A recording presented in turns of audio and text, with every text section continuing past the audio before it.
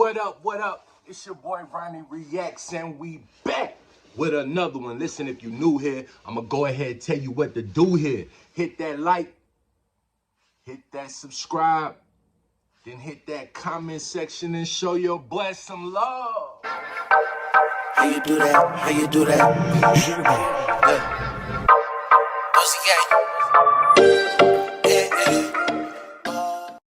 So listen, I'm a big boxing fan. Today, I wanted to do the top 5 boxers of all time.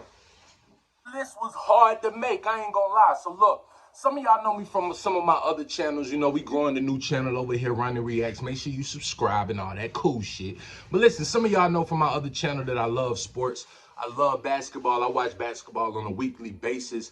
I watch football on a weekly basis. But one sport that I never ever try to miss is boxing, man. I try to make sure I watch all like the top boxing matches. It don't matter what weight class. If you got a name in boxing, I'm probably gonna order the pay-per-view. Like, I'm one of them guys, you know what I mean? So like today, I wanted to break down the top 5 boxers of all time. I was gonna take it by generation to generation, but I said, nah, man, we gonna keep it thorough, man. We gonna break this list down, man. So I want y'all to follow me, man. If y'all agree, hit that like in the comment section. If you got a better list than this, I wanna hear it. Drop it in the comment section. Let's go. Number 5 boxer of all time.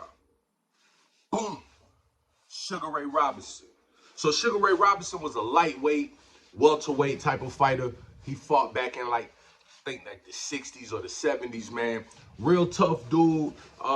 He was whooping everybody's ass back in the day. I mean, when you talk about somebody who just putting on a show in the boxing ring, you want to go back and, you know, check out some Sugar Ray Robinson clips, man. Like, this dude here was like really about it. Like, he one of them fighters that really could have fought in any day and age, like in any day and time. He could fight right now. He could have fought in the 90s. He could have fought in the 70s. It don't matter. Like, this dude's style was so elusive, and then he had some power on him too. So this dude right here, Sugar Ray Robinson, if you don't know, you want to go check him out. I'm telling you, this dude right here, the truth, the real truth. All right, this dude here didn't play no games, man. Sugar Ray Robinson, number 5. The number 4 boxer of all time. Boom. Len Lewis. So Len Lewis was a heavyweight champion back in the 90s, man. The dude practically beat every opponent he ever faced. Like, so the losses that he did take in his career, he ended up getting rematches with those dudes. I think one of them was Hasim Rahman. Rahman knocked him out. He ended up knocking Rahman out like the next fight. You know what I mean? He lost against a dude named, I think, McClendon. If I remember the fight, it was like a lucky shot he hit Len Lewis with. Boom, clipped him, knocked him out. They came and rematched it. The next fight, Len Lewis made this nigga go crazy in the ring. Like, this nigga here was like walking around. He just quit. Like, the nigga quit. He didn't want to fight Len Lewis. You know what I mean? Len Lewis, he beat up Evander Holyfield. He beat up Mike Tyson. He beat up the Klitschko brother. Listen, the dude was like really the best heavyweight of that generation, in a generation of really great heavyweight fighters. Like, we talking about the 90s where any fighter, any heavyweight fighter could get clipped by another one and then become the champion. Like, there was so many title changes in the 90s in the heavyweight division, and Len Lewis was one of them ones that was really putting on for England. And Buddy did not really like lose a lot of rounds, like, rather than lose fights. So I got him number 4. He one of my favorite boxers of all time. Like, when it comes down to just the power of his jab, the way he thinks in the ring, he's playing chess while they playing checkers. So I really like Len Lewis, man. Len Lewis, my number 4 pick. The number 3 boxer of all time. Boom. Yeah, man. Muhammad Ali. Like, I know what you're thinking though, right? So a lot of people gonna say like Muhammad Ali should be like number 1. If not number 1, number 2, right? And I feel you. Like, I'm a big Ali fan. I love Ali. Float like a butterfly, sting like a bee. You know what I mean? I love me some Ali. But when you look at his record, when you look at what he did outside the ring, he's the best boxer of all time outside the ring. But in the ring, man, like he took a lot of L's, man. He lost against Ken Norton, he lost against Joe Frazier, he lost against like Leon Spinks. Like he took some L's, man. You know what I mean? And like you can't really take L's like that and try to be the and claim to be the greatest boxer of all time. Like if you do, you gotta go and get some get back. You know what I mean? And like he really didn't um he really did not do enough in the ring to become, to me, to be the best boxer of all time. Like when you break down the film, Ali was incredible. I mean, he was an incredible human being. And sometimes when you look at what a person is as far as their whole personality, their character, what they do on and off in their industry, like sometimes you can put people higher than they need to be, but in the ring he was a beast. Like don't get me wrong, like I love Ali, but you know it was a lot of times where Ali took some losses, and I just think like you you can't do that. You can't be the greatest of all time and lose in your prime. Like that's the thing. He was losing in his prime. And then he lost outside of his prime too. But the fact that Ali did lose in his prime, I do have him at number 3. But when you talk about the grace he showed in the ring, his jab, his movement, his footwork, his intelligence, you know what I mean, his speed, his craftiness, it's really unmatched, man. I mean, he really did have a style that was so different, so new in that time period. So I do have Ali number 3. I love Ali, don't get me wrong, but not the greatest of all time. Sorry. If you got Ali number 1 on your list, I ain't mad at you. Dun, dun, dun, dun, dun, dun, dun, dun. I ain't mad at you. I ain't mad at you. All right. So look, number 2, the number 2 boxer of all time. Boom. Julio Cesar Chavez. Yeah, man. I'm a boxing enthusiast, man. I really do this, man. All right. So look, Julio Cesar Chavez, Mexican fighter. When you talk Mexican fighters, right? You're already thinking these are the toughest people to get in the boxing ring in the world. Like there is no tougher people than Mexican people, especially when it comes down to the boxing ring. All right.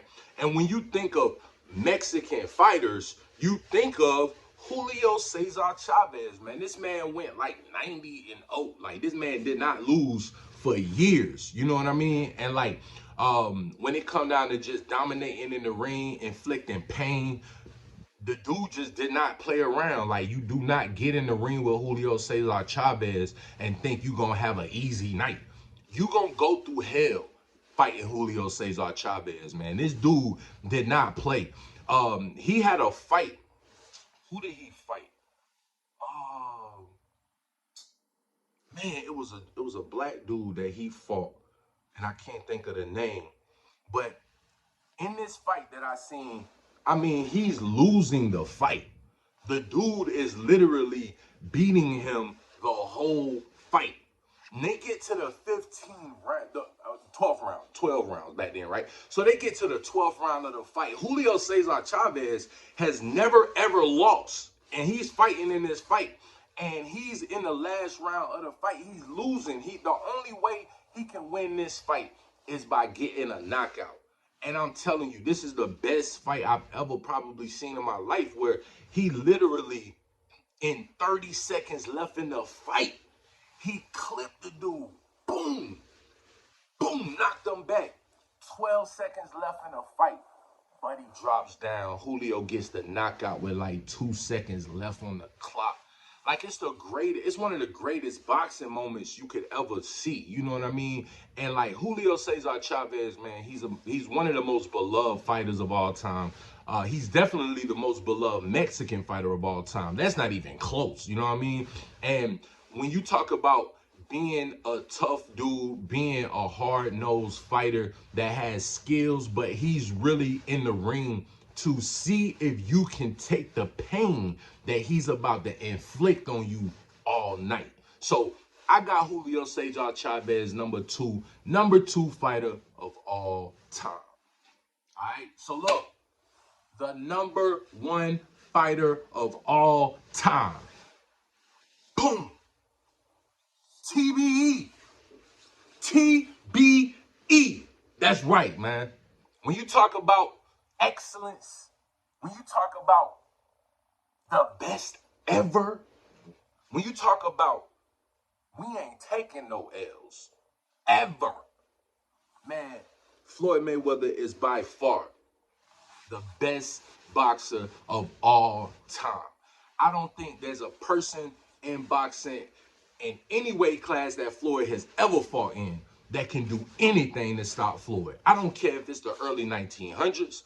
I don't care if it's the 1930s, 1960s, 2000, 2024, 2034. There's never been somebody who is in the same weight class as Floyd Mayweather who can do something to stop Floyd Mayweather. Now, that's just a fact. The speed, the craftiness, everything that this man does in the ring is perfection. The man has no flaws. Like, when you think about boxers and you think about the best boxer ever, you want to be able to say that the guy who I don't think is the best has flaws. So the only flaw that I've ever heard people talk about was the fact that Floyd had no power. They will always say Floyd didn't have any power. But Floyd moved up so many different weight classes, and when he was Pretty Boy Floyd before he became Money Mayweather, this man was knocking people out. You know what I mean? Corrales, knocked out. Turo Gotti, knocked out. He ain't play no games, man. This dude was putting people on their ass, you know what I mean? And so when he moved up the weight class, I think he didn't have as much power as he needed, but the other skills that he displayed was well enough for him to win every boxing match, you know what I mean? So this isn't even a close call when it's talking about the number one fighter of all time. Like, when you look at statistical data, when you look at pay-per-view sales, when you look at the girls coming to the fight, the guys coming to the fight, this man gonna bring you out. You gonna watch a fight and you gonna leave knowing that I've seen something that I probably would never see from another human being. And that's the greatness of Floyd. Like, go look at Floyd's fights when he is fighting people that they thought had a chance against him. Like, when he fought Ricky Hatton, people thought Ricky Hatton was gonna knock Floyd Mayweather out.